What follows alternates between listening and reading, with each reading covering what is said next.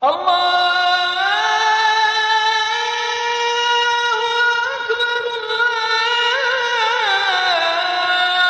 Allahu Ekber.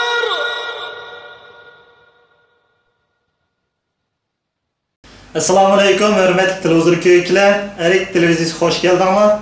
Bugünkü İslam dini sohbet programımızda Mısır Azhar Üniversitesi'nde o'qishib bitirib kelgan Uyg'ur qarindoshimiz Abdusalom Musa alayhissalomning tarjimasi haqida to'xtalib o'tadi. Qani diqqatinglar ekranda bo'lsin. Assalamu alaikum wa rahmatullahi wa barakatuh.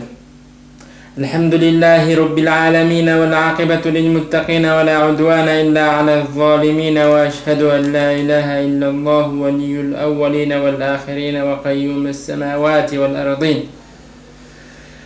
Wa salli wa sallim wa barik ala sayyidina Muhammadin khatimil anbiya'i wal mursalin. المبعوث رحمة للعالمين صلى الله عليه وسلم وعلى من تبعهم بإحسان إلى يوم الدين. أما بعد نهاية şefkatlik ve mehriban Allah'ın ismiyle başlayalım. Bütün kainatını yaratan Allah subhanahu wa ta'ala hamdü sana. Bütün alemlerge rahmet bulup ibertilgen Peygamber aleyhisselam'a ve aşk Peygamber aleyhisselam'ın hak yolunda erişmeden bütün Müslümanlara dürüst ve selam yollandığından keyin bugünkü temimiz Musa aleyhisselam'ın hayatı ve Musa aleyhisselam'ın hayatındaki ibretler, kıssalar. Bunu bayızımda karam kılım gideyim. Ne kadar karam olacak? Ben ikram kalıp ki insan olmayalım. Bir şey kalam. Başka bayızımda bir şey kalıp insan olmayalım. Musa aleyhisselam, hemimizge malum Musa aleyhisselam bundan takriben 4000-5000 yıl burun Mısır, Suriye, Filistin etrafında yaşap vefat ettik. Biz hem de Musa aleyhisselam'ın kıssasını başlaştığımız burun gepini burun bir nokta evvelge ötkisek Musa aleyhisselam'ınki kimnin evladıdır? Yani kimnin püştedin ekerlikini bir bilmişti orada. Musa aleyhisselam peygamberle atısı namını alan İbrahim aleyhisselam'ın nevirleridir. İbrahim aleyhisselam olsa hazırki Türkiye'ninki Urfa şehrinde doğulan. Yine tədqiqatçılarınki bayanatlara göre. İbrahim aleyhisselam Urfa'da yaşap gitip bulanmadan keyin bu şehrini taşlap Filistin etrafına köçüp gitti ve orada iki oğlu oldu. Birinci oğlu Mekke'ye, çöl cezirge gitip kaldı. İkinci küçük oğlu Filistin'de kaldı ve bu yerde İbrahim aleyhisselam'ın oğlu İshak aleyhisselam orada kaldı. Onun için İshak aleyhisselam'ın oğlu Yakup aleyhisselam o Filistin'de yaşadı. Yakup aleyhisselam'ın için Yusuf aleyhisselam'dan devre geldiği vaxtında bu Yakup aleyhisselam ve Yakup aleyhisselam'ın 12 balası Yusuf aleyhisselam'dan birlikte Mısır'a göçüp aldı. Mısır'a göçüp aldıktan keyin bular İsrail oğulları Yakup aleyhisselam'ın oğulları bular Mısır'da bir neçe zaman hükümranlık tabakasında Ali tabakada intayın bayağıca turmuş geçirdi. Lekin turmuşun ki her qanday bir turmuş bo'lganda bundan turmuşdimi o'zgarish bo'ldi. Musa aleyhisselam'ın davrlari kelgan chog'da burungi u bayağıca turmuş faqat lam tugab uning o'rniga qulluq, asarat, vayronchilik va yo'qsullik xalq Beni İsrail xalqida. Yani Yakup aleyhisselam'ın avlodlarida yamrash başladı. Mana shu paytda shu Mısırni so'rayotgan Firavun ismi qo'yilgan bu bir maxluq bir kuni bir tush ko'rdi. Tushida o'zining taxtiniki İsrail o'g'illaridan biriniki e'lon qilganligini ko'rdi va chuchib uyg'onib ketib Uyganlarının keyin bütün İsrail oğullarınınki balalarını, oğul balalarını kırıp taşlaşkan buyurdu. Bular bir neçe yıl bunda kırıp kırgandan keyin bizlerinki Mısır'daki vezirler Əməldarlar Firavundan çəkilib, bulanı həmmisini qıraysak bizə xizmət çıxmaydı. Çünki onun əvvəl Bəni İsrail oğulları Firavun və Misirliklərə xizmətçi çəkər onu da işlədik. Şunaqa, bu ölüb gəlsən bizdən xizmətini kim qılırdı deyib Firavundan düşünər. Ondan sonra keyin Firavun qopab her 2 yılda biriktim. Yani bir yılda bir yıl doğulanı öldürüp, yani bir yıl doğulanı öldürmeden ferman düşürdü. Bu Firavun'un bu fermanına asasen birinci yılda doğulanı öldürülme, ikinci yılda doğulanı öldürüldü. Efsus, Musa Aleyhisselam öldürülüş fermanı düşürülgen yılda doğdu. Yani bu şu yılda doğulan balının hemisi öldürüldü diyen yılda Musa Aleyhisselam dünya akıldı. Lakin Allah'ın kudreti, Allah'ın şefkati, Allah'ın merhameti qaran ki Allah subhanahu wa ta'ala bu küçükünü bu vaxtını fevkalade bir şekilde hayat sakladı. Ana, biz hazır Kur'an-ı Kerim'deki Musa Aleyhisselam'ın kıssasını müşahede etmekteyiz. Musa Aleyhisselam, Allah subhanahu wa ta'ala Kur'an-ı Kerim'de dedi ki وأوحينا إلى أم موسى أن أرضعيه فإذا خفت عليه فألقيه في اليم ولا تخافي ولا تحزني إنا رادوه إليك وجاعلوه من المرسلين. Yani biz vahiy kıldık ki Musa'nın anısına vahiy kıldık. Çünkü Musa Aleyhisselam'ın ki dadısı apatıp gitgeydi. Musa Aleyhisselam doğduşundan geri. Bazı rivayetler kaldı. Allah subhanahu wa ta'ala bu ayette dedi ki biz Musa'nın anısına vahiy kıldık. Dedik ki sen Musa'nı imitken, süt vergen dedim. Eğer onunki Firavun ve koşunları tarafından öldürüldüğünü ve öldürüldüğünden korksan sen onu deryaya denize taşladı. Yani Nil'e taşladı. Ne deryasına? Nil deryasına taşladı ve korkma sen. Çünkü biz korkma kaygırma. Çünkü biz onu kaydedin sen kaydırıp bilmesin.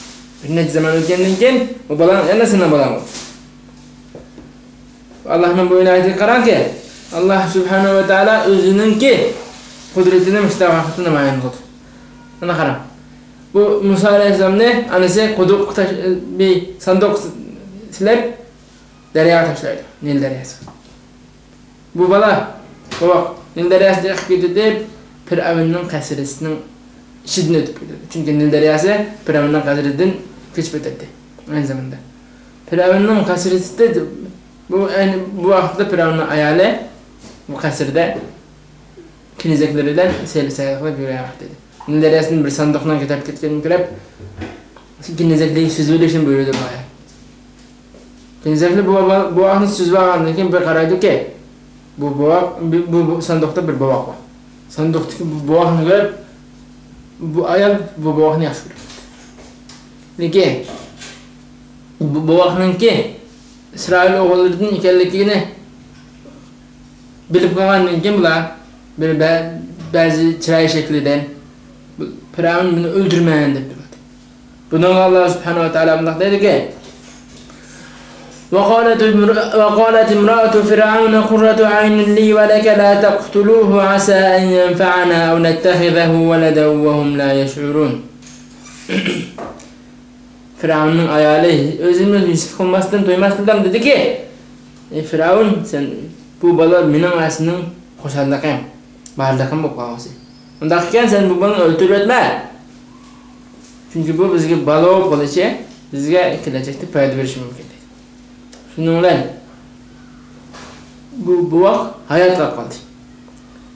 Onun kendiden Musa Aleyhisselam'ın anısı bu vaxtınki nəyə getdiyini biliş üçün Musa Aleyhisselam'ın sandıqının ki arkasına Musa Aleyhisselam'ın ki hədisini arkasına koydu. Bu sandıq nəyə qoydu bir köy yapıyordu.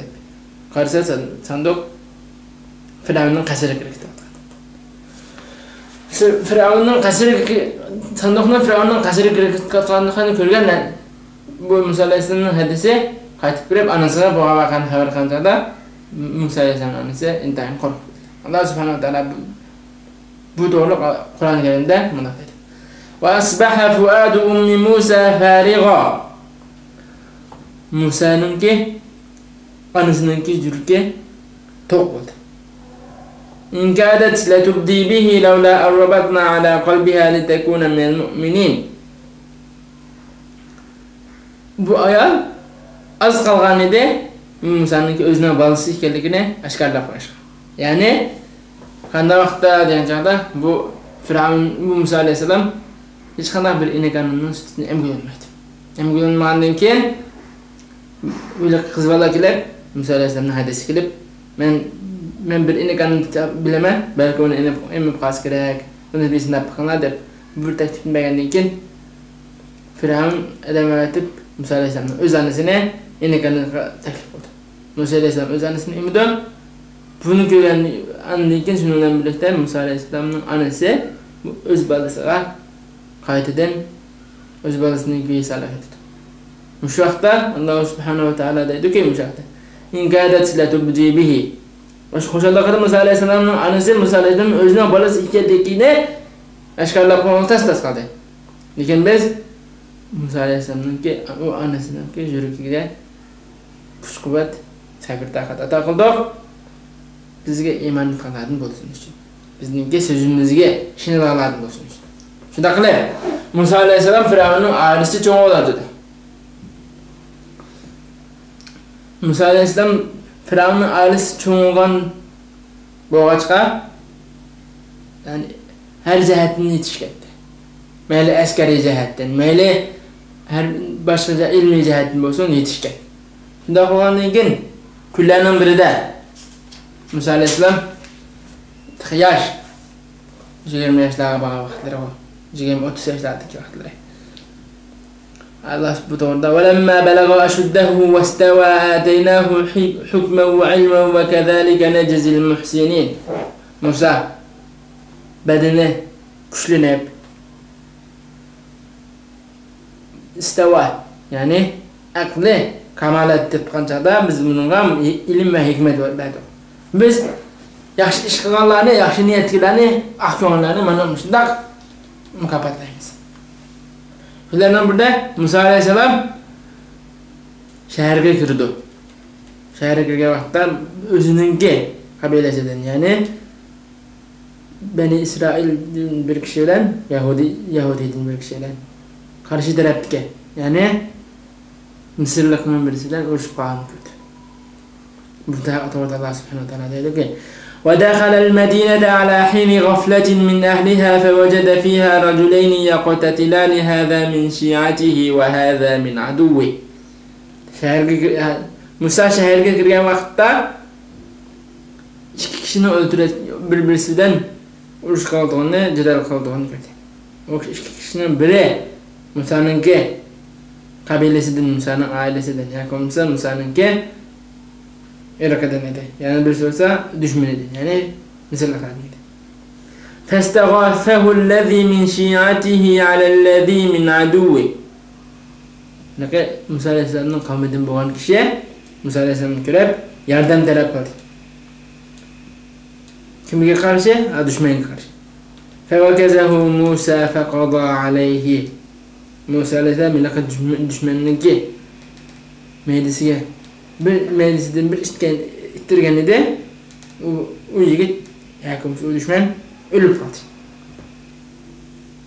Musa aleyhisselam delmiş beyte dedi ki قَالَ هَذَا مِنْ عَمَلِ الشَّيْطَانِ. Mana bu şeytanın işi, yani uruşuş, cidelkorluk, adam öldürüş şeytanın işi. اِنَّهُ عَدُوٌ مُضِلٌ مُبِينٌ. Yani o şeytan adam azdırdığın açık aşkara bir düşman. Demek ki Musa aleyhisselam bir adam öldürgen bir şey. Bunun sebebi yanına özünün kavmindeki biri. Musa aleyhisselam'ın ki bir adamın meclisini bir istirip bunu adamını öldürüyor kadar siz Musa aleyhisselam'ın ki kançılık güç kuvvetke, kançılık cesaretke ilk hikayelikini biliyorlarsınız. Musa aleyhisselam bu adamını öldürüp oğandaki Allah subhanahu wa ta'ala tövbe istiğfar edip mındak dedi. Rabbi inni zalemtu nefsi feğfirli. Perverdigarım ben özemni zulüm kıldım, özemni harladım. Benim günahımı mağfiret kıldı. Allah subhanahu wa ta'ala bunun cevabına feğafara lehu innehu huvel gafurur rahim. Yani Allah subhanahu wa ta'ala Musa aleyhisselamın duasını kabul kıldı ve Musa aleyhisselam'ınki günahını mağfiret kıldı. Cezmen Allah subhanahu wa ta'ala mağfiretlik ve rahimdildir. قال رب بما أنعمت علي فلن أكون ظهيرا للمجرمين. Musa aleyhisselam duasını devam ettirip dedi ki, Perverdigarım, sen bana bergen nimetlerinin bedeliga men yaman işgıgılarga dayak olmayım dedi. Musa aleyhisselam bu adamı öldürgendeki şehir içinde bir xil korkunç siz yaşadı. Çünkü bu bir adam öldürdü ya, bu günah kıldı. Devletin kanununa takviye iş kıldı. Şimdi ertesi yanılmış ile bugün öldürüş birisinden cidal kılan ile kadar ertesi yanı birisinden cidal kılanı göre Musa aleyhisselam'ın kısa biraz söyleyip sen bunda cidal kılsa deyip kaygan çağda kayıp olup anlakin bunun yardım kılış maksadı da bunu aldığı karab intilip gelgen çağda böyle Beni İsrail bizimki kavmidin bağlı kişi ay Musa sen tüm gün birini öldürüyorlar beni bir kadar öldürmek için öldürüyorlar Musa aleyhisselam'ınki adam öldürüyorlar adam bayağı da dakmadı. Şimdi Musa aleyhisselam bu şehirde turanmadı ağırlık etti. Şimdi Musa aleyhisselam bu şehirden üşünüp cevaplarından aldı. Bir adam gelip onunla Firavun'un kasırındaki bulaklarını getirdi. Bu doğru Allah dedi ki وَجَاءَ رَجُلٌ مِنْ أَقْصَى الْمَد۪ينَةِ يَسْعَى şehirden sitedin bir kişi yürüyen hayat geldi. قال يا موسى إن الملأ يأتمرون بك ليقتلوك. Dedi o kişi ey Musa melek yani hükümran tabi kıldık insanlar seni öldürüş için plan düzenledi. فَخْرُجْ اِنِّي لَكَ مِنَ النَّاسِحِينَ. Benim nasihatim şu ki sen bu şehirden çıkıp git. Musa aleyhisselam bu adamın gibini anlar şehirden çıkıp gidiyordu. Bu doğruda Allah subhanahu teala dedi ki فَخَرَجَ مِنْهَا خَائِفًا يَتَرَقَّبُ قَالَ رَبِّ نَجِّنِي مِنَ الْقَوْمِ الظَّالِمِينَ. Çıkıp gitti Musa o şehirden. يَتَرَقَّبُ yani korkan halette. قَالَ رَبِّ نَجِّنِي مِنَ الْقَوْمِ الظَّالِمِينَ. Çıkıp taraftan dedi ki Musa aleyhisselam Allah Teala akıtaklayıp Allah Teala'dan telefonu dağıtıp dedi ki رَبِّ نَجِّنِي مِنَ الْقَوْمِ الظَّالِمِينَ. Perverdigarın beni zalim insanlardan kurtuldu. Bana Musa aleyhisselam'daki peygamberlik ve heykelisinin bürünkü hayatının kısmında bir örnekte gördünüz ki Musa aleyhisselam Allah'a bütünlüğü dayanamadı. Ana kadar bir hatalıkını kıldı hemen hatalıkını kılıp bolaplam hata ekanligini bildirmi kasten kılmaganlık için kasten kılmagan hatalıkka tövbe istiğfar okudu. Ondan keyin sefere çıkan vaxtida yana Allah nesledi Perverdigarım meni zalimlerden tutuldu dedi. وَلَمَّا تَوَجَّهَ تِلْقَاءَ مَدْيَنَ قَالَ عَسَى رَبِّ أَنْ يَهْدِيَنِي سَوَاءَ السَّبِيلِ. Medyen Hazreti Suriye Ürdaniye tarafındaki bir şehirden. Medyen tarafı mağan çağda Musa dedi ki Perverdigarım beni doğru yola başlayıp pasaj etmez dedi. Musa aleyhisselam Medyen'e kelp oğandaki neymiş kaldı? وَلَمَّا وَرَدَ مَاءَ مَدْيَنَ وَجَدَ عَلَيْهِ أُمَّةً مِّنَ النَّاسِ يَسْقُونَ وَوَجَدَ مِن دُونِهِمُ امْرَأَتَيْنِ تَذُودَانِ قَالَ مَا خَطْبُكُمَا قَالَتَا لَا نَسْقِي حَتَّى يُصْدِرَ الرِّعَاءُ وَأَبُونَا شَيْخٌ كَبِيرٌ. Musa aleyhisselam Medyen'e kirip lan Müslüman tüncü vakası bu. Medyen'inki bir kudukun altına yapalım Musa aleyhisselam. Seferde misafiri. Bu kudukun altına bir münce insanlar özünün hayvanlarını soğuratalım. Bunun arasında ayarlamak iş. Kızın ki özünün hayvanlarını suğa yaklaştığını tosatılığını görüp nimişka bir dakikasıyla nimişka hayvanlarını soğuramay hayvanlarını tosatılığını da o iş kısal dedi ki La nesqi hatta yusdira ri'a. Bu padişçiler hayvanlarının koylarını soğurup olursa biz soğursak bulmaydı. Çünkü biz bu erkeklerin arasına kirip kalmayız. Bunu bizning nimusimiz, bizning ipitimiz buna qo'yib qo'ymaydi. Mana qarang. Aynı zamanda pipet. Padişahların arasına girip koyunu sug'urishdan xijil oldu. İpitim. Hozirgi zamonda bunday qilishtirib baqsa. Hozirgi zamonda ish, aynı zamanda ish. Va abuna shaykhun kabir. Bu qizali gapini davomlashtirib deydiki, bizning dadimiz yashinib qolgan bir kishi. Yashinib qolgan bir kishi bo'lganligi uchun bu o'zi so'ramaydi, biz so'rashimiz kerak. Biz so'rsak, saqlab qolish to'g'ri. Musa alayhisalom bu zamonda fasaqalahuma mush qizlarninki qo'yni so'rab berdi va bir sahiga qaytib ketdi. Yana duo qildi Alloh subhanahu va taolo. Mana Musa alayhisalomning Alloh bo'lgan e'tiqodi, ishonchi. Qala robbi inni lima anzalta ilayya min khayrin faqir. Men seninki lütfunga, keriminga, senin merhametinga muhtaç ey Allah'ım deb duo qildi. Ana shu vaqtda Musa alayhisalom duo qilib vaqtida shu qizlarning birisi bu to'g'rida dediki: "Faja'athu ihdahuma tamshi 'ala istihya, qalat inna abi yad'uka liyajziyaka ajra ma saqayta lana." Boş qizlar uyga normaldan burun qaytandan keyin dadasi hayron bo'lib so'radi: "Nima bo'ldi?" Buna cevabıga bu kızlar dedi ki bizden mandak bir yigit bizim mallarımızın soğurpaydı. Bizim biz birini inip yolda otuyandık. Bu dadası boy dedi ki sen bir baş sana milyon soğurpaylarını çağırıp gel bizi bir rahmet et dedi. Kızlarının biri haya bilen istihya haya kılgan halette xijilcilikda Musa alayhisalomni oldiga keldi va xijilcilikda dedi ki inna abi yad'uka liyajziyaka ajra ma saqaytana.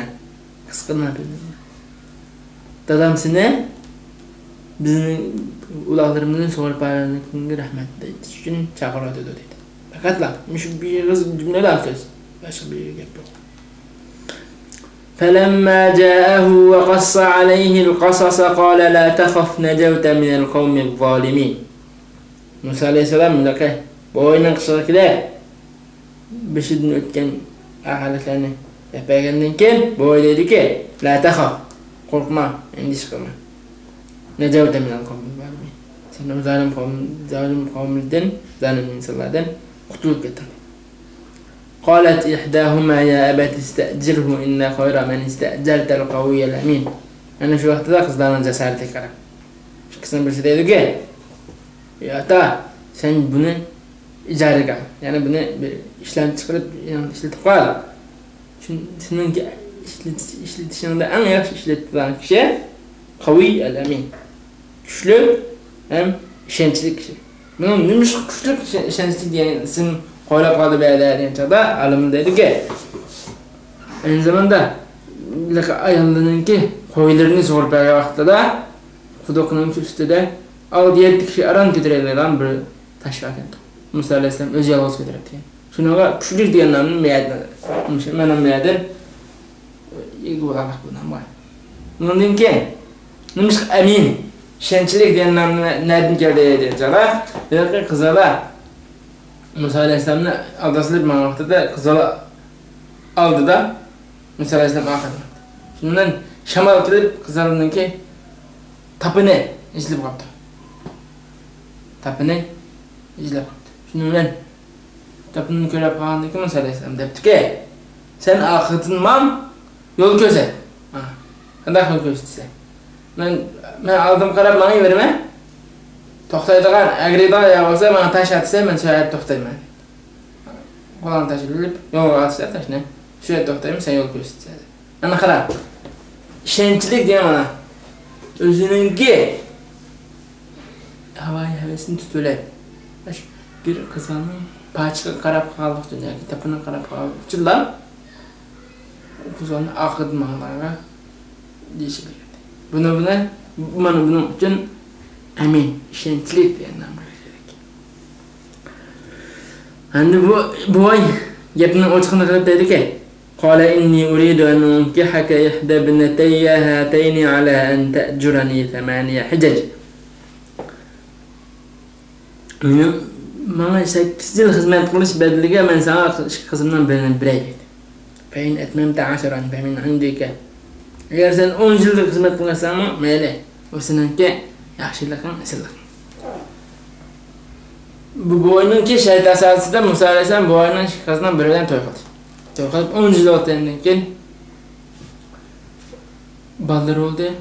Musa alayhisalomning o'zi tushliq mol dunyasi. Endi 10 yil o'tgandan keyin u hamlashmaga qaratim yo'qolgan bo'ldi. Musa alayhisalom yurtga qarab qaytishni planladi. Yurtga qarab yo'lga chiqdi.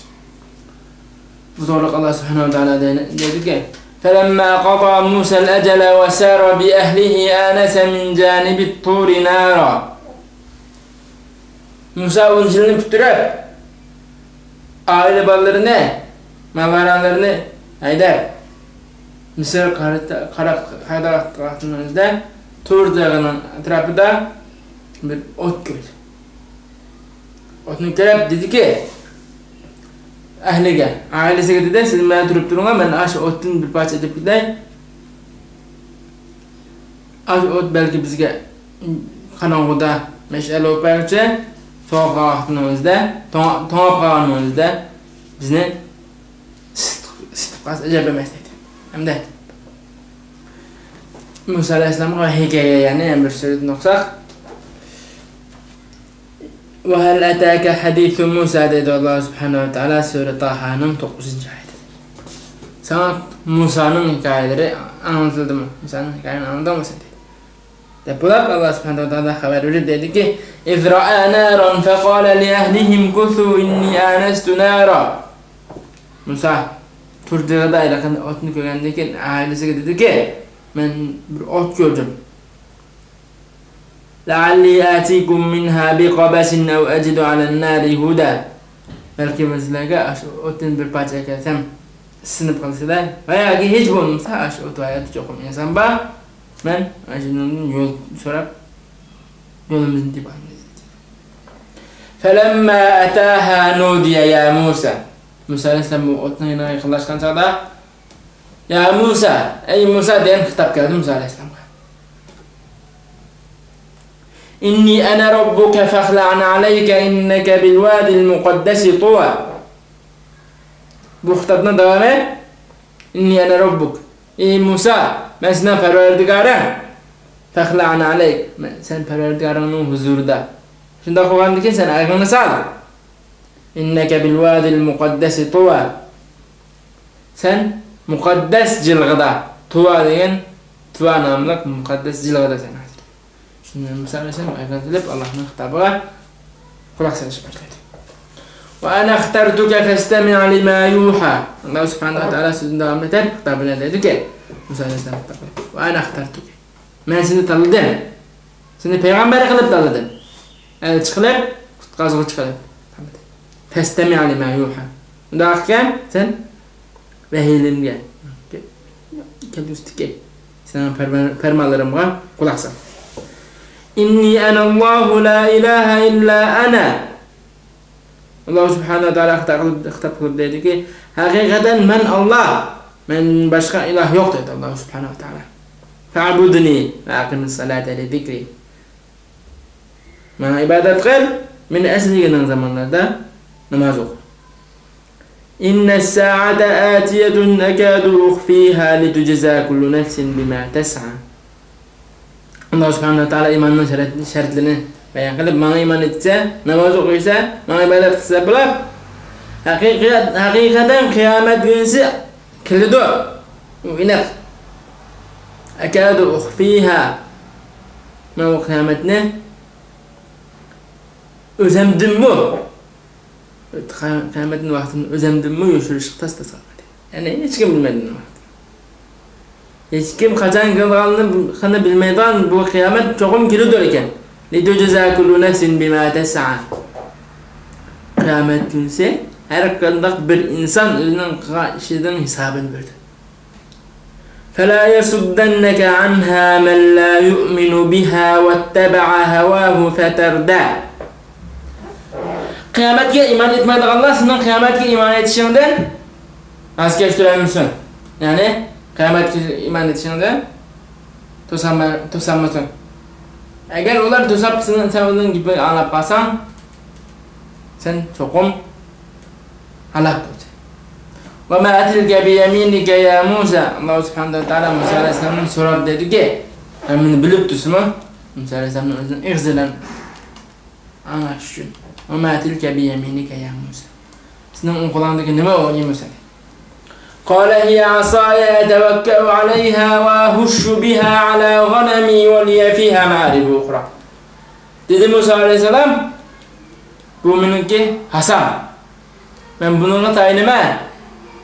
Ben bununla mallarım var, düşürüp bilmem. Ben bununla başka ihtiyaçlarım var. Neymiş bu başka ihtiyaçlarım var diye söz yapalım diyece de Musa aleyhisselam'ın ki Allah bilen boğan mülakatı görüşünün uzunluq davamlaşışı Allah subhanahu wa ta'ala'nın ki sizin başka ihtiyaçlarım nime diye sorup olsun ümit kılıp Musa aleyhisselam şuna benim başka ihtiyaçlarım var diye Allah subhanahu wa ta'ala Musa aleyhisselam kitap kılıp dedi ki قال ألقها يا موسى sen o hasene yere at dedi. Musa aleyhisselam hasene yere atkan idi hasa yılan olarak mağlup.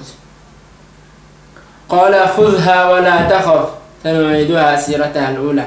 Allah subhanahu wa ta'ala Musa aleyhisselam kitap kılıp dedi ki sen o hasene kayta al, o yılanı kayta al. Korkma sen. Senin kolağına çıkan hemen o bir has şekilde kayta. Neymiş bu mucize verildi Musa aleyhisselam'a diyen canımızda Musa aleyhisselam'ın zamanında sihirbazlar, sihirgerlik bek evcet etken.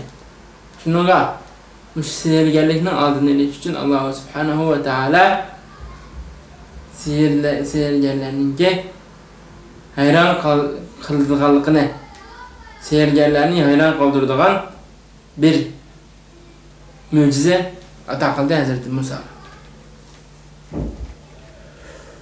Hazreti Musa bir mucize. وَاضْمُمْ يَدَكَ إِلَى جَنَاحِكَ تَخْرُجُ بَيْضَاءَ مِنْ غَيْرِ سُوءٍ آيَةً أُخْرَى. Sen kolağını koltuğunun altına tıksan, bir çıkarsan kolağını bak nur yüreğinde koladı. Lakin o nur hiç kandak bir kişiler dinlemez. Yani bu sana bildiğin çıkın sen bir mucize. لِنُرِيَكَ مِنْ آيَاتِنَا الْكُبْرَى. Biz sana Müslümanlar bilip yani köpligen mucizelerini görürsünüz. اِذْهَبْ اِلَى فِرْعَوْنَ اِنَّهُ طَغَى. Sen Firavun kabul edip Allah'a ibadet kıl. Çünkü Firavun bekle dedin çıkıp gitti. قَالَ رَبِّ اشْرَحْ لِي صَدْرِي. Musa aleyhisselam dua kılır dedim Allah subhanahu wa ta'ala. Peygamberlik vahiy kendinken Allah'a kayıt dua kılıp yenilip yolurdu. Rabbi şrah li sadri. Perverdigarım benim yüreğimde, benim köksimde kan kıl. Ve yessir li emri. İşlerimni asallaştır. Ve ahlul uqdeten min lisani. Benim dilimdeki kekeşlikni, benim dilimdeki biraz 10 yıl özümden kavmin lirak olmak için bazı üntüp sözlerimi kaydesin. Ya Rabbi. Benim neymiş kadar dua kıldayan diyeyim sana. Dedi ki bu tılına ravan buluşunda Allah'ın sebebinde. Lefkahu kavli. Tılın ravan buluşun ki bu insanlar benim ki diyen sözümle düşer. وَجَعَلْ لِي وَزِيرًا مِنْ اَهْلِي. Benim ailem içinden bana bir yardımcı, vezir diye rehber ya Rabbi. O vezir benim kardeşim Harun olsun. Harun'a ahi. Uşdud bihi ezri. Şu Harun arkadaş benimki kuvvetimki kuvvet kaçır. Şimdi güç kaçar Rabbi. Ve eşrikhu fi emri. Bana verilgen peygamberlikken onun şerik kıl. Onun okşaş peygamber. Key nusebbihake kethira. İkimiz birlikte sana kıbliyen tesbih itayle, kıbliyen zikir itayle dedi. Hakikaten sen bizni görüp durgutsan ya Rabbim dedim Musa aleyhisselam. Allah subhanahu wa ta'ala kitap verdi. Qala qad utiyte su'leke ya Musa. Allah subhanahu wa ta'ala Musa aleyhisselam kitap verdi dedi ki sen talep kılan narsaga erişdin Musa. Yani men sen duayını kabul kıldım men Musa. Ve laqad mananna aleyke merraten ukhra. Biz sana burun yana bir kıtım nimet verdik. Ayada da Allah subhanahu wa ta'ala burun nimetini eslik tuttu.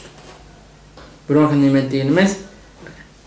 Yani sandıktan kurtulduğu şey. Anısı kadir bir şey. Adam öldüğünden kim? Mu? Kurtuldurup kalan şey. Şu medyendeki onca hayatına kaydedin. Mesela der. Yani dedi ki İzheb ente ve ahuke bi ayati ve la teniya fi zikri. Sen ve senin kardeşin bir tukunun Firavun'un kısa bilenler ve mini zikir kılıçtan mini esleşti katti boşamak. İzheba ila Firavun'a innehu tagha. Şimdi Firavun'un kısa bilenler çünkü Firavun hakikaten heddedilmezdi. فقولا له قولا لينا لعله يتذكر أو يخشى ما يذكر اذهبا إلى فرعون إنه طغى dedi. Firavun'un kısa bilenler çünkü Firavun heddedilmezdi de bular. فقولا له قولا لينا لعله يتذكر أو يخشى. Şimdi Firavun'a çırayla mulayim zep yapılanı ki لعله يتذكر أو يخشى. Şu mulayim çırayla sözünün neticesinde Musa senin sözünde yani çırayla mulayim sözünün neticesinde belki Firavun Allah'ın korksa veya ki Allah'ın göz nimetlerini eslep kasa çekmez. Yani kalan biz heddedin aşkan zoravallık kan insanlığıma biz çokum mulayimlik bilen silik bilen muamele kılışmamız gerek. Yani bu ayetin çıkan bir ibret. قال ربنا إنا نخاف أن يفرط علينا أو أن يطغى. Musa Aleyhisselam'ın Harun Aleyhisselam birleştirdi ki Perverdigarımız Musa bu Firavun'un bizi zulüm kılıştığını veya ki bizi zoravallık kılıştığını korkumuz diyen çağda Allah subhanahu wa ta'ala bunu hatırlayacağım kadar La tehâfe korkmanızla İnneni ma'akuma esma'u ve ara. Ben silahıyla billah hemen ayetini görüp bilip durun. Şimdi Firavun'un kışığı bilip Beni İsrail'in kayıp verişini, Beni İsrail'in azaplamasını talep kılanlar.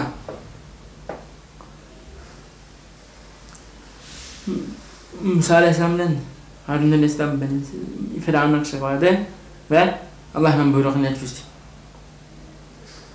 Şununla birlikte Allah'ın buyruğu boşunmağa Allah'ın ki kandak ahiretki düşer bulduğunu bayağı hıppadı. Onda diyenlikken Firavun hayran kılgan kıyafette dedi ki Hemen Rabbukuma ya Musa. Ben perverdigarlarına mısın? Sizlerin perverdigarlarına kim? dedi.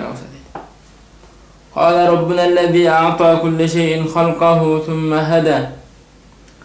Bizden perverdigarımız şundak bir zat ki her kandak bir nersinin ki özünün şeklini verdi ve her kandak bir nersinin özünün rızkına yedekledi. Kâle femâ bâlul kurûnil ûlâ. Burunku milletin şundak bir değerli. Kâle burunku milletlerin ahvalı doğrultusunu bilsenliğinde kâle ilmuha inde rabbi fi kitab. Allah subhanahu wa ta'ala burunkunun ki kendilerinin işlerini hemmini bir kitapta kütüretken. Allah subhanahu wa ta'ala azmaydı ve Allah subhanahu wa ta'ala unutmaydı. Ve Allah subhanahu wa ta'ala ondak bir zat ki sizlerge zeminne mehd yani boşluk verdi. Ve zemin asmandan sürüp zeminden sizlerge okşamagan nabatat, okşamagan ösümlüklerini ösüp verdi. Sizlerge aşu ösümlüklerden özanlar yetişken ve hayvanlarını bekışka ruhsat edildi. Mana şu mucizelerde akıllı kişilere ibret alacak mucizeler. Yani Allah subhanahu wa ta'ala dedi ki minha halaknakum ve fiha nu'idukum ve minha nukhrijukum taratan ukhra. Biz sizlerini topudan yarattık. Yani aş topu kadir misin? Yaş topunun bir metrlik topudan sekirip yatsıda. Minha nukhrijukum. Kıyamet bulunca yani aş topunun içinden çıksın size. Yani bir.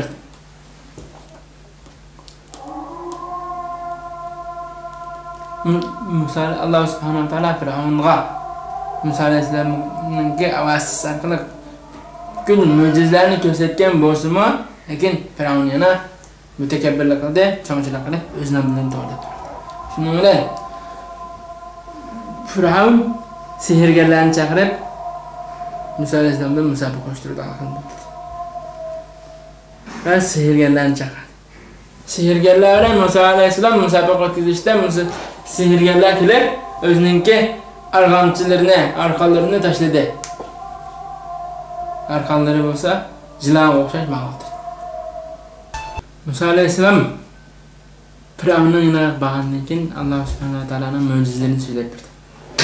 Musa alayhissalomning mo'jizalarining orasiga hasm mo'jizasini ko'rgandan keyin Firavun sehrgarlarni chaqirib Musa alayhissalom bilan sehrgarlarning orasiga bir musobaqa shaklida bir narsa uyushtirdi.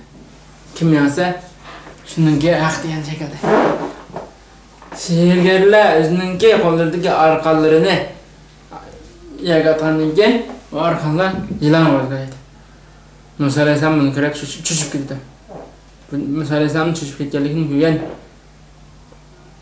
sehrgarlar xo'shal bo'lsin, Alloh subhanahu va taolo Musa alayhissalomga bir vahiy dediki, qo'rqma, sen qulog'ingni tashla, ularnikida seniki vayron qil. Shuning bilan Alloh subhanahu va taoloning buyrug'i bilan Musa alayhissalom qo'ldagi hasini tashlagandan keyin u hasi jilonga aylanib, butun atrofdagi jilonlarni arqonlarni paydo bo'lgan jilonlarni harakatlangan jilon shaklida harakatlangan arqonlarni hammani yaratdi. Sehrgarlar buni ko'rib Allohga ishonganligini va Musa alayhissalom payg'ambar ekanligiga ishonganligini bildirdi. Musa alayhissalomning payg'ambar ekanligini bildirgandan keyin Firavun buni jazolayman deb qo'ydi va hammasini darg'a soldi. Bu to'g'ri Alloh subhanahu va taolo dedi-ki: قال آمنتم له قبل أن آذن لكم إنه لكبيركم الذي علمكم السحر. Firavun sehrgarlarni iymon etgan sehrgarlarga xitob qildi-ki, sizlar Musoga iymon etdinglar, men sizlarga ularga iymon etishni ruxsat qilishdan burun sizlar ularga iymon etdinglar. Haqiqatan u Musa bo'lsa, sizlarga sehrgarlikni o'rgatgan taning katta ishonardir. فلا أقطعن أيديكم وأرجلكم من خلاف. Sizlarniki putunlarni va qo'llarini almashtirib, ya'ni o'ng qo'l bilan sol o'ng qo'lni kesiman. Wala usallibannakum fi juzu'in nakhl. Sizlarni xurmining shaxlariga isib qo'yaman. Wala ta'lamunna ayyuna ashaddu 'azaban wa abqa. Mana shu vaqtning o'zida sizlar mening azabimning bakra qattiqmi yoki sizlarning parvardigoringlarning azabining bakra qattiq ekanligini aytdi. Lekin bu musulmon bo'lgan insonlar, iymon etganlar qat'iy sabr qilib chidashlar bo'ldi va xurminingki shaxlarida dinini Allohga taslim etdi. Bundan keyin Musa alayhissalom Firavunga qayil qilingandan keyin Bani Isroil qavmini to'plab Misrdan chiqib ketishni planlaydi va Misrdan chiqib ketish uchun yo'lga chiqdi. Misrdan chiqib ketish uchun yo'lga chiqib Misrdan chiqib ketib shu Qizil dengizning atrofiga kelganimizda Firavun askarlari bilan yetishib oldi.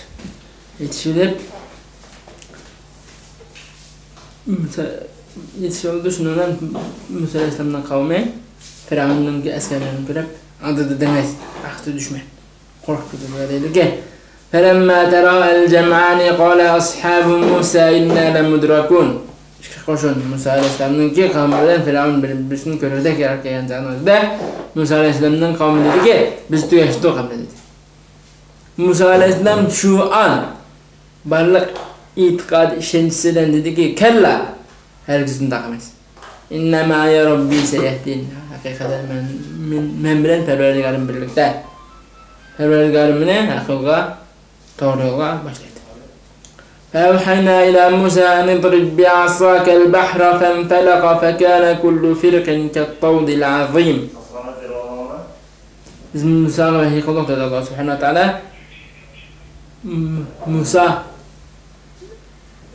hasılan deniz bir uğandı. Deniz xuddi 2 tağday. 2 kilogram ayrıldı. O türden 2 kilogram ayrılıp deniz xuddi 2 tağday ham bo'lib qoldi. Masalan, o türden quruq bir yer tayyor oldu. Musa alayhissalom va qavmi bu yerdan o'tib ketish boshladi. Bu yerdan o'tib ketadi ya. O'tib ketib bo'lgandan keyin Firavun va uning askarlari berga atılib ketdi. Firavun askarlari va butunlay bu yerga kirib deniz kirib bo'lgandan keyin Allohning yana bir buyruq bilan ikki deniz birlashdi. Firavun va askarlari böyle g'arq bo'lib ketdi. Firavun askarlari g'arq bo'lib ketgandan keyin Musa alayhissalom bu nimadan bu xalqni qutulgandan keyin Firavundan yo'lini davomlashtirdi nimaga qadar ta Suriyaga, Falastinga qadar. Endi mushada burun Musa alayhissalom Firavun va uning atrofdagilardan azob chekkan bo'lsa, endi bundan keyin o'zining qavmidan, o'zining millatidan azob chekadi. Böyle Allah subhanahu wa ta'ala dedi ki: "Vecavazna bi bani İsrail el-bahra fe atav ala qawmin ya'kufuna ala asnamin lahum. Qalu ya Musa ij'al lana ilahan kema lahum aliha. Qala innakum qawmun tajhalun." Biz bani İsrail qavmini dengizdan o'tkazgandan keyin ular butga ibodat qilayotgan bir insonlarning atrofiga o'lashdi va Musa alayhissalomga xitob qilib nadan xalq dediki: "Ey Musa, bizga mana shu qavmga o'xshash butun iloh hisobla." dedi. Musa alayhissalom ularning gapiga javoban: "Innakum qawmun tajhalun." Haqiqatan sizlar nadan ekansizlar. "Inna haula'i mutabbarun ma hum fihi wa batilun ma kanu ya'malun." Sizlar ko'rib, sizlar o'rganmoqchi bo'lgan insonlarga qarshi xato ish. Ular ash ishi bilan ishni qilib uchun halok bo'lib ketdi. Qala g'ayrallohi abghikum ilaha. Yani Musa alayhissalom dedi ki: "Men sizlarga Allohdan boshqa bir ilohni tutmayman. Halbuki Alloh subhanahu va taala sizlarni olamlarga xo'ja qildi. Ya'ni olamlarning eng asli insonlarga qilib yaratdi. Wa id anjaynakum min ali fir'auna yasumunakum su'al 'adabi yuqattiluna abna'akum wa yastahyuna nisa'akum. Wa fi zalikum bala'un min rabbikum." Hamda Allah subhanahu wa taala bani İsrail'e bergan nimetlerini söyledi. Dedi ki: "Biz sizlarning Firavunning ailesini qutqazdik. Halbuki Firavun va Firavunning ailesi sizlarni har xil azoblardan qiynaydi. Sizlarning bolalaringlarni o'ldirdi, sizlarning ayollaringlarni bo'lsa quldiga qiladi." Endi bu yerdan uzoqlashgandan keyin Alloh subhanahu va taolo Musa alayhissalomni o'zining muloqoti uchun taqqa chaqirdi. To'rtga. Musa alayhissalom to'rtga chiqqandan keyin 40 kun Alloh bilan muloqoti bo'ldi. O'sha paytda İsrail qavmi Musa alayhissalomning qavmi bir but yasab, qalbini butmaysa, u qalb ibodat qildi. Harun alayhissalom qancha to'sdimi? Harun alayhissalomning gapini olmadi. Musa alayhissalom oyatni qaytgandan keyin bu qavmningki qalb ibodat qilganini ko'rib tushib ketdi va sizlar nima deb bunday qildinglar deb so'raqtadi va Alloh subhanahu va taolodan bu qavmni afu qilishni tilaydi. Lekin Alloh subhanahu va taolo dediki: men ularni afu qilishim uchun ular bir-birini o'ldirish kerak. Alloh subhanahu va taoloning buyrug'iga binoan bu qavmlar bir-birini o'ldirdi. Gunoh qilmaganlar gunoh qildi. Alloh shirk keltirmaganlar Alloh shirk keltirganlarni o'ldirdi. Shu orqali ular musulmon bo'ldi. Yani ular gunohini javob bo'ldi. Endi ash Allohga itoat qilgan, Alloh shirk keltirmaganlar bilan Musa alayhissalom yana bir sinoqqa tushildi. Ular Musa alayhissalom aynı zamanda Filistinni bir turkum zo'ravon kishilar bisib. Musa alayhissalom Alloh subhanahu va taolo bani İsrail qavmini Filistinga yerlashib qo'ydi. Shuning bilan Musa alayhissalom o'z qavmini kelib shahardan sifilab kelib, biz bu shaharga kirmaymiz. Beqat qilinadi deganimizda bir turkum Musa alayhissalom bilan birga bo'lgan bo'lsa, yana bir turkum insonlar nima qilmasdan "İzhab anta va rabbuka faqatila inna huna qa'idun" dedi. Yani sen Musa sen verdi aramdan bir uruşqal biz meyde oturup saklap duraydık. Daha Musa aleyhisselam ularning gibini anlagandan keyin Allah şikayet qilib La amliku illa nafsi va akhi men o'zimningki jinim bilan qarindishimning jinini egolayman yani ishkalanlam sizdan burug'im bo'lsangiz qolganimizda manfaat uchun namunasini sotadigan deb qashqarda Alloh subhanahu taolo dediki innaha muharramatun alayhim 40 sana ani bu zaman 40 yilgacha bu zamonga kiramaydi bular 40 yilgacha bular çölde izib yuradi sen bu fasık qavmga fasık insonlarga ko'ngil bilib ketmedi shuning bilan Musa alayhissalom shu 40 yil jarayonida Musa alayhissalom vafot etdi va Musa alayhissalomning vafatidan keyin bu İsrail oğulları Kudüs şehrine kirgan bo'ldi. Hamda biz bu Musa alayhissalomning qissasini so'zlab o'tdik. Bu qissadan olingan darslar nima degan joyimizda birinchidan butunlay Allohga tayinish kerak. Har bir ishda. Bu to'g'ri Musa alayhissalomning rivoyat qilgan bir rivoyatda. Dediki Musa alayhissalom bir kasal bo'lib qoldi dedi. Alloh subhanahu va taolo nido qilib, "Ey Alloh, men falan kasalga giribdor bo'ldim. Men bu kasallikka shifo eting Rabbim" deydi. Allah subhanahu wa taala Musa alayhissalomga bir o'simlikni berdi. O'sha o'simlikni yesam saqlaysan dedi. Musa alayhissalom o'simlikni yedi, saqlaydi. Undan keyin yana bir vaqtda ayni kasalga giribdor bo'lib, Allah subhanahu wa taala birinchi qitim ko'rsatgan ash dörni o'zini yeydi. Shifo qilmaydi, foyda bermaydi. Shuni bilan Musa alayhissalom azoblanib Allah subhanahu wa taoladan so'radiki, "Parvardigori, o'tgan qitimda mush kasalga giribdor bo'lib, mush dörni ichgandim, saqaygan. Endi mana hozirgi bu qitimda yana mush dörni ichsam nima saqaymayman" deydi. Ben Allah subhanahu wa taala javob berdiki, "Birinchi qitimda sen menga tayanding. Menimki qudratimga ishondim, kasaldan shifo topildi. Ikkinchi qitimda sen menga ilinmay dariga ilinding. Shu o'simlikka ilinding, shundan o'simlik sana shifo beradi." Çünkü şifani bergan Allah subhanahu wa taala hiçbir zaman şifani bergan o'simlik. Bu birinchi. Ikkinchidan Musa alayhissalomning qissasi ikkinchi bir ibrat her bir işte sevireceğim bo'lsin. Qarang. Musa alayhissalom nima ko'patlarni ko'rdi. Tug'iliblam sandoqning shekilda daryoda yüzib yurdi. Undan keyin o'zining dushmanining ailasi ichida ko'mgan qo'liqni ko'radi. Gerçi padişah ailasi bo'lsa, yetimlik dedi.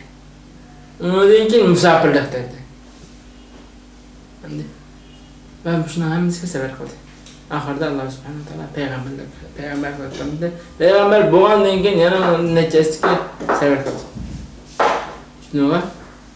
Musa aleyhisselam'ın kısmını dayan bir asasi mühim mesele seversen. Üçüncü yana bir mesele Allah Musa aleyhisselam'ın hayatında üyüneşikte işte boğan. Üçüncü yana bir mesele ne oldu yani her işine puxta her ishni hayotimizda ko'ngil qo'yib qolish. Qarang, Musa alayhissalom bunaqa ishga ayolga ma'lumot so'raganda ko'ngil qo'yib so'rab yuribdi. Uning natijasi 10 yil. Bir xotinlarda 10 yilgacha dushmanni jira qilib, dushmanni iki tutib yoki jazolashni. Demak, asosiy 3 ibrat. Birinci ibret Allah kılam tayiniş. Yani Allah kılam tayiniş deyip uyda oturup asman qarab oturam. Allah asmanın altına oturup bir deyin bilmez. Allah tayinisiz kolunuzdan kelişçe sebep kılısız. Sebep kılmışsanız Allah size asmanın aşından yaki altın gümüş aldırıp vermedi. O birinci. İkinci mesele sevireceğim bulunsunuz her işte. Bizimki makal temsilleri değil mi? Sevirden tek altın. Yani üçüncü yani bir mesele siz devamlı işini puşt kılısınız. Köngülü kılısınız, köngül verip kılısınız, estağfirullah kılısınız. Yani bizim Musa Aleyhisselam'ın kısasındaki dininden ibretler bu şekilde. Ve salatu ve selamu ala eşrafil enbiya.